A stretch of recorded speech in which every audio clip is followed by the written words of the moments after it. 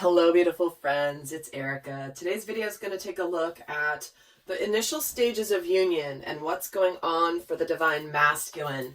I did just do a video the other day specific for the divine feminine at the initial stages of union. So do go check that out. I give a lot more of an explanation in the beginning of that video as the context in which this is meant to be received. Now, this is for those of you that are in the initial stages of union with another person, because obviously if you're getting into sacred union with another individual as opposed to union of self, you've already come into union of self. There's no way to actually achieve sacred union with a person until you have become an integrated soul, a balanced soul, a complete soul in and of yourself without, and have done a lot of your work. So this is not going to be for everybody, but for those of you interested in understanding what goes on in the initial stages of union, because many of you are in this right now. And many of you guys have also gone through this during your initial stages of union. So this will be a bit of a refresh and a reminder, right, of all that you've endured and been through. So I do have to just make a quick comment because I know I have a lot of viewers here, and I just want to make it very clear that many people think, okay, union never happens, it's just always, around the corner, never going to happen. And I can tell you that it is happening all over the place. So if it hasn't happened for you yet, understand that it is happening for others. I get emails, I get comments, I get, my former clients that I used to do individual work with are calling me, emailing me, sending me pictures. It's happening. So if you're doubting that it ever happens, trust that it does. You can maybe not believe that it does. That's your choice, but it's happening, and it's all over the place. So just know that if it's possible for others, it is absolutely possible for you as well. So I do recommend checking out the Divine Feminine video as well, because that's all about when fears and doubts creep in the initial stages of union. And many people are in the initial stages of union without even realizing it, because they have this idea in their mind about what that looks like. And they don't even realize that the initial stages of union could be a little bit more subtle, not as obvious. I've done many videos about this, so I won't repeat myself here, but let's just take a look for the divine masculine. What is going on for the divine masculine during the initial stages of union? And I'm going to be intending to really take a look at the potential fears or doubts that the masculine is experiencing, because that's what I did for the divine feminine reading. So let's just take a look in the scenario and just check in with what's happening here. Well, we have the King of Swords, followed by the Five of Cups, followed by the Seven of Pentacles. So in the initial stages of union, what's happening here for the divine masculine is he's come into this very clear and very decisive. He knows what he's doing. He's ready to take action from his knowledge. He's ready to be truthful. But he does have regrets and sadness from the past still. He regrets making the divine feminine wait. He regrets having the divine feminine question potentially what could happen. And he knows that she's been, there has been divine timing has been at work here. But he does have the sadness and the regrets around the fact that it took him a while to get there. And he's aware of this. So let's get some more to what's going on here. So he's got exactly the Temperance card, the Nine of Cups, and the Ten of Wands. So he's bearing a major responsibility for making the divine feminine wait, and he feels this very heavily. And he's really excited and really happy about his wishes coming true here. But it is tinged with a bit of melancholy and sadness and regret and shame and guilt even. So it's like he's trying to really connect to the excitement of it, but it's a little bit dampened by the regrets of the past. And he knows that he had, again, the divine feminine's been very patient here with this Temperance card. This is the Temperance, the Nine of Cups, and the Ten of Wands. And so he knows that the feminine was patient and understanding that he's needed to grow, he's needed to shift his energy, he's needed to integrate the new spiritual knowledge that he has. But there needed to be a process in play to where he got to this King of Swords energy, where he was clear and decisive. And it took a lot of lessons. It took a lot of karmic lessons closing, a lot of deep healing, a lot of shadow work, a lot of connecting to his own emotions. But it's interesting because when the masculine is ready to approach the feminine and begin this, even though he's connected to his emotional body, he's less in his emotions and more in his mind, in his thoughts, in his swords energy. But he does feel an overwhelming responsibility here about what he's done, what he perceives as what he's put his feminine through. Let's get another card here, another 3. So we have the Ace of Swords with the 8 of Cups. Yeah, look at all that emotion. And the 5 of Wands.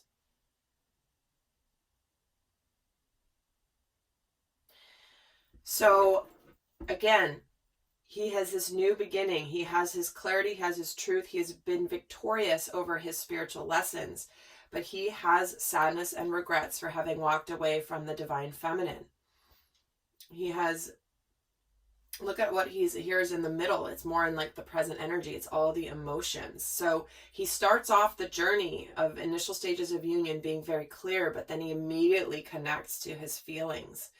And he's integrated now, because at the initial stages of union, the masculine has integrated his own inner feminine energies, and he has managed the emotions that he has closed off his entire experience. Because there was a period of time a while back in the collective, for example, where the masculine was first opening up to his emotions, and it brought about the dark night of the soul. It was overwhelming. Absolutely overwhelming, but he has learned to navigate that. He has risen above that at this point.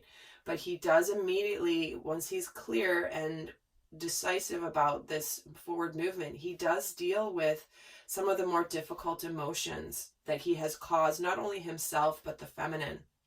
And so there is some conflicted energy here where he, I'm feeling like it's almost like he's conflicted both with dealing with his own emotions, but possibly even feeling like he holds some responsibility for the divine feminine's feelings or emotions or what's happened to her. Even though she doesn't see it that way, he is perceiving it this way, because remember, at the beginning stages of union, there's that dance between divine and distorted energies, masculine and feminine. So it's about that juggling act that happens. So let's take a look at what's going on. What energy is challenging the divine masculine at this stage?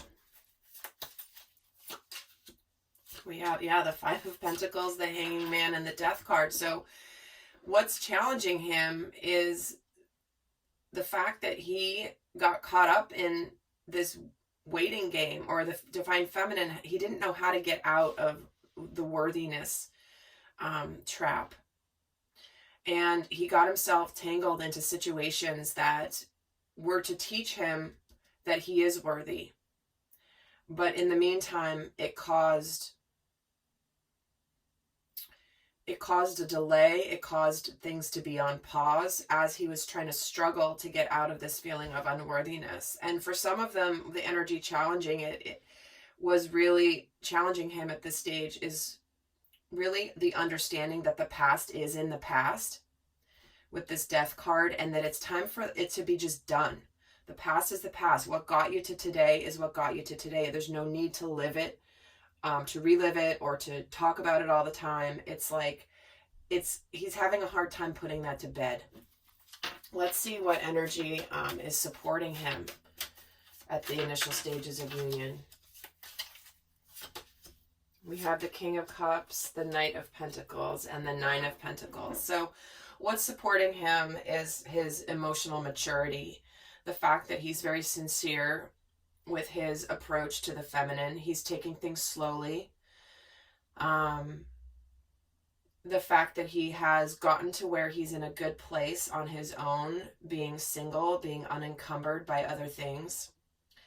And that he has this deep love for the feminine, and he's ready to offer something that she doesn't necessarily quote unquote need in her life, but it would be welcome in her life.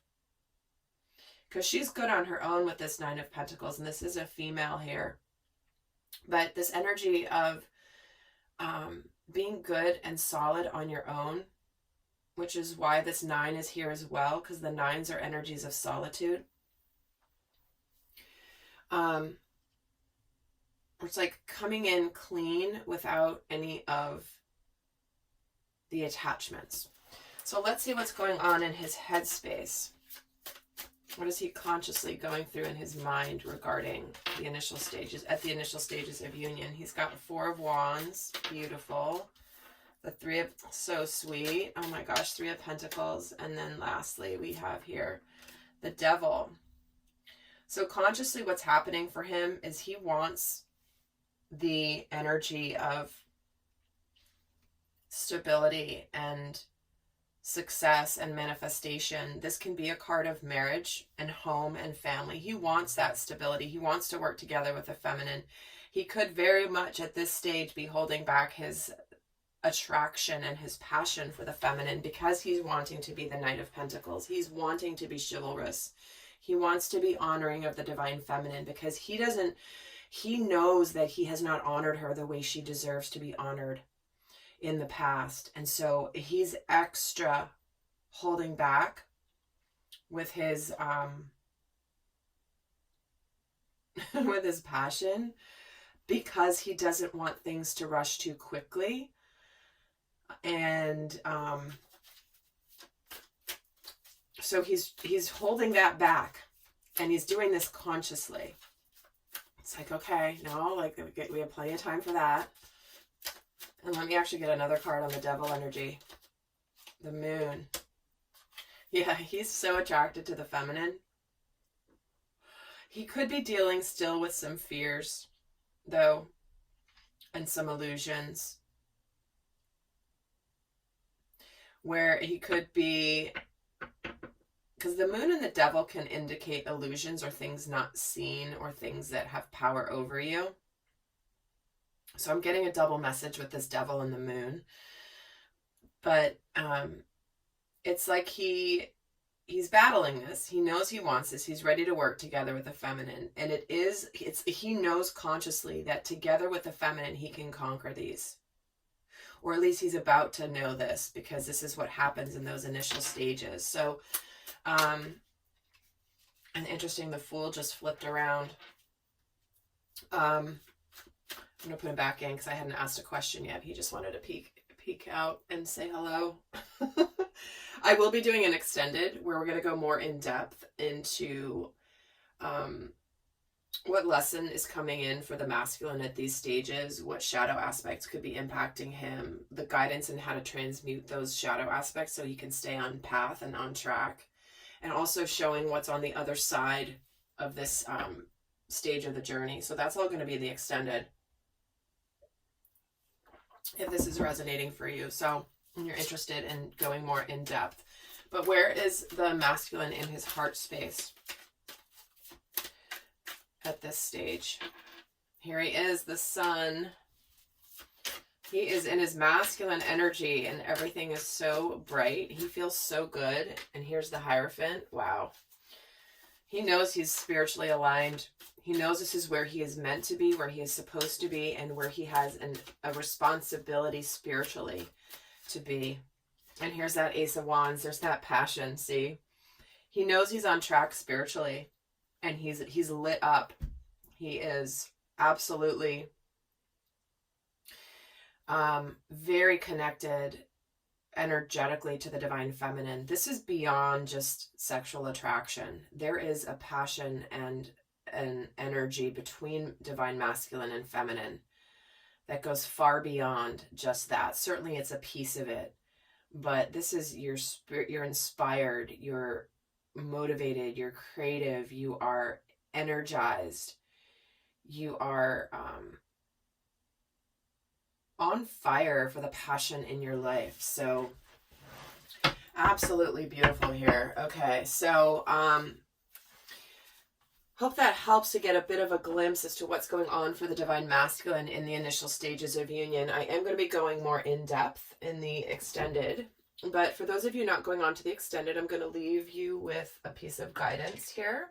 We're going to get into a lot more guidance in the extended, but what's your best guidance, Spirit? And the link is down below. And I'll also try to remember either to put on the end screen here at the end of this video or in the description box below that link to the Divine Feminine video. But let's get the final guidance here for the Divine Masculine here at the initial stages of union for those not going to the extended, and we're getting healer. This is about healing the dynamic, healing self.